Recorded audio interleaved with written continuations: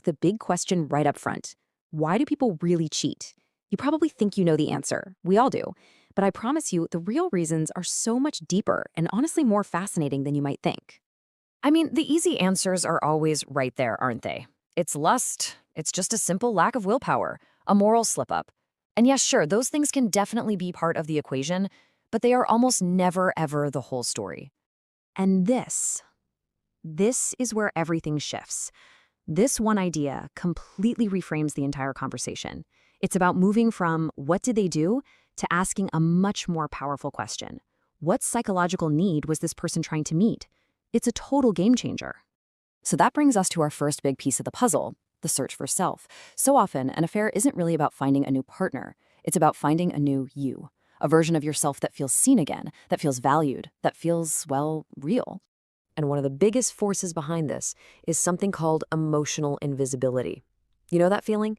When you're in a relationship for a long time and you start to feel like you're just part of the furniture, like the person who's supposed to see you better than anyone else is looking right through you. And you can just see the difference here, can't you? At home, life might have become predictable, stressful, routine. But the affair offers this intoxicating alternative, someone who's listening deeply, someone who admires you, someone who makes you feel chosen all over again. It's not about sexual starvation, it's about emotional starvation. And that's the key. That new attention, it gives you this massive hit of dopamine in your brain. All of a sudden you feel desirable, you feel interesting, you feel alive in a way you haven't in who knows how long. And that feeling, it can become incredibly addictive. This is especially powerful when someone is already dealing with a wounded ego. Inside, they might be wrestling with feeling inadequate or unattractive or powerless. Maybe they're struggling with getting older. Their whole sense of self-worth is just on shaky ground. And in that state, cheating can feel like this incredibly powerful, even if it's temporary, fix.